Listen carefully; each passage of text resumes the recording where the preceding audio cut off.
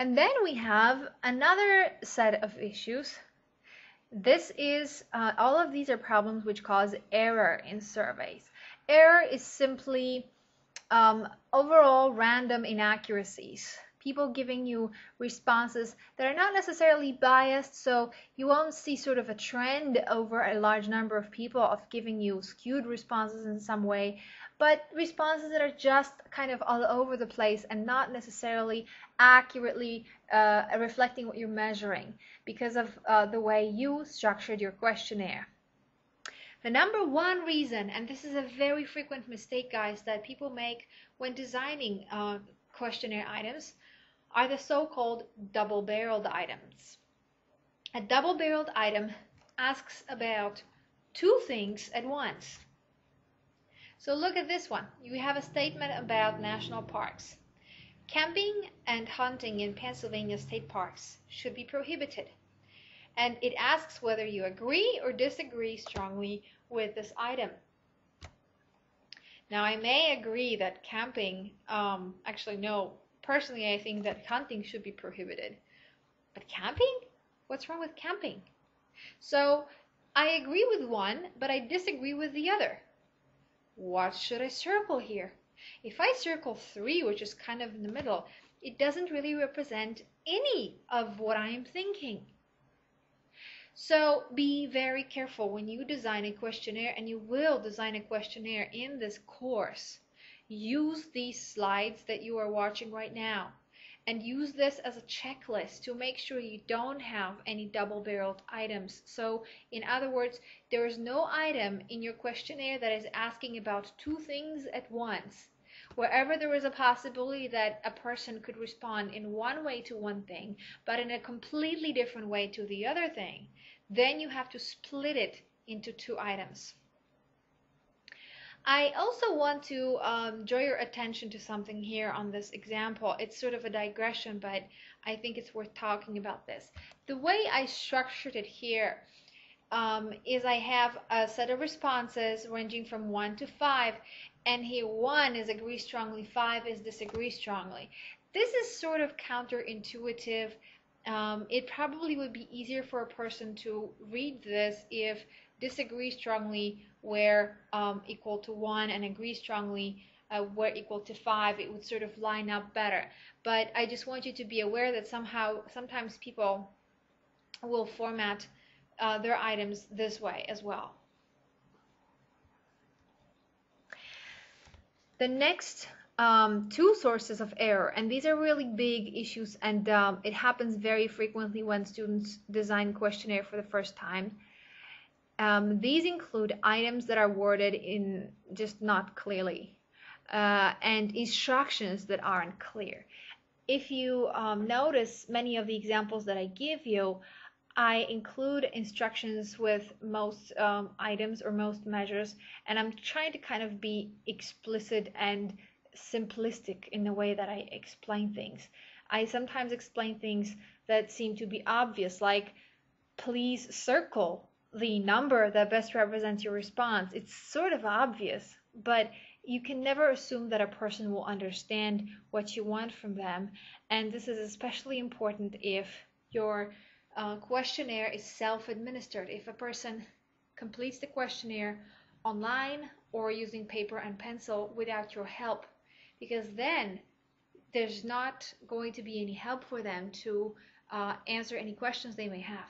So you have to be excruciatingly clear in your instructions. Include instructions whenever you are changing the response format. Also make sure that the items are worded explicitly, clearly. Make sure that the items are defined. Any words that may be new or any kind of terms that may be unclear, they should be defined for the person. Questionnaires that are lengthy, that's another problem. Typically a questionnaire that takes more than 10 pages or more than 10 minutes to complete, you are looking at the possibility that a person will not complete it. They will just get frustrated. So you need to weigh that in your mind. Maybe pilot test your questionnaire with a few people and ask them how they feel about the length of it. Then the next problem is when you include not enough items in your questionnaire. Take a look at this example. Let's say that you want to measure a person's media exposure, and the only question that you include in this questionnaire is the following. How many hours per week do you spend watching TV? Please fill in the number of hours below, and then the person has space here to write in the number of hours.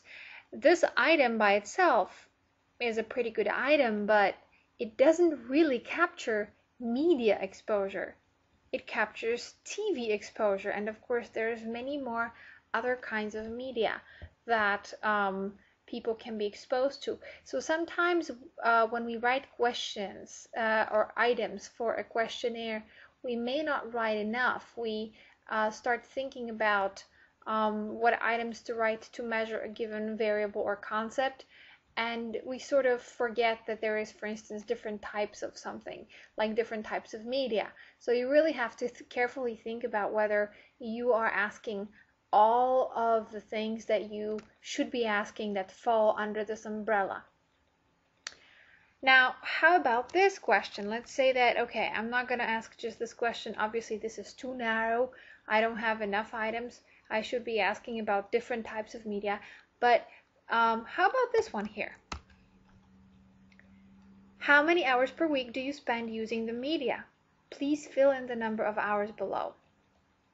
Now think about how easy or difficult it might be for someone to answer this question. Think about yourself and how you use media every day or every week. Think about what media you use, and now try to calculate some sort of overall figure or number of hours that you're going to be able to put here. This is going to be very confusing, and a lot of people will be giving you incorrect information because the mental operation that it requires to answer this question, which means basically first considering your consumption of the different types of media and then adding up those hours, is a little bit much for an average person. Also, if you just ask media in general, different people may start thinking about different media, and somebody might just think about TV, whereas in fact they use other media as well, like the internet. Someone might actually not think about internet as a medium, because oftentimes we forget that that is a medium. Some people may actually not understand what you mean by the media. What do you mean by using the media? Because a lot of people, when they think media, they actually think about media organizations like NBC and CNN and all kinds of companies that own the media. So in that sense, what does that mean, using the media? So this is a very vague item, and having just a single item like this really will mess up the accuracy of the responses because it may be confusing. So once again, you are not asking enough items. So the best way to measure media exposure in this case is simply to ask separate items and provide a person separate space where they can write the number of hours they use each of the main media separately. So take a look here. How many hours per week do you spend using each of the media below? Please fill in the number of hours for each medium below. And here, the person can first think, okay, how many hours do I spend watching TV in a week? Then radio, then internet, then newspapers, and books, and so on and so forth. So in this case, you're including more items because they let you more accurately capture the variable that you are measuring, and that is very important. Always ask yourself, am I including enough items? Should I break down my one item into multiple items so that I can get more accurate responses?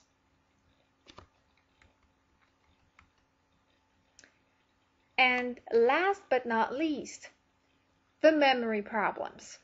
Imagine that you are filling out a questionnaire and you see a question like this. Please list all the foods that you had for lunch last week. Now think about it for a moment. Can you remember what you had for lunch on Monday last week? Or if it was a very memorable lunch because you went to a special place that you always wanted to go to, like a new restaurant in town or something, maybe you remember, but maybe you will confuse the day and you think you went there on Monday, whereas you only went there on Wednesday. Very few people pay that much attention to what they eat when, so as to remember exactly and store in their memory exactly all of the foods that they consumed. Most of us just don't.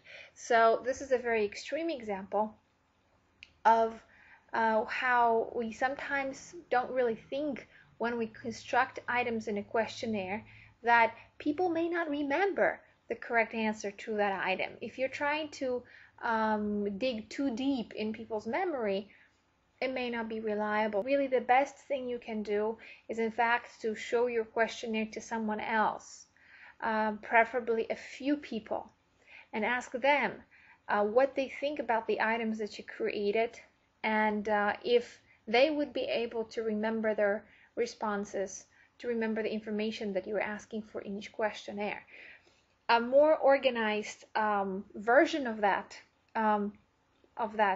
sort of dry testing of a questionnaire is called pilot testing, where what we do is we select a very small sample of participants, like maybe 25 or 50, and these participants come from the same population with whom we will be working in the actual study when it's ready to go. And with those people, you run the questionnaire, you let them fill out the questionnaire, and as they do so, also give you feedback. Oftentimes it takes form of sessions where they are filling out the questionnaire, and as they are doing so, they are giving you feedback on what they think about the different questions that you asked, what they think about the clarity of some questions and instructions. Now, this is especially important if you are doing big projects where you're spending a lot of money, working with large samples of people. Before you invest your time and money in a project like that, it's really, really important to make sure that you have tested the quality of your instrument. Instrument is another word for questionnaire in this case, and make sure that people perceive it the way you want them to, that they understand all of the instructions, that they're not worn out by the length of the questionnaire, that they're not confused by any questions, and if they are, they will be able to point it out to you before you do the full-blown study. Now I want to go to an activity that comes with this section on the Blackboard page, and I will have you look at a sample questionnaire and ask you to tell me what mistakes of those different mistakes, sources of bias and sources of error that we talked about in this part of the class, you find in that questionnaire. And then once you're done answering, I will show you my own comments on that same questionnaire, and then you can compare your answers to that.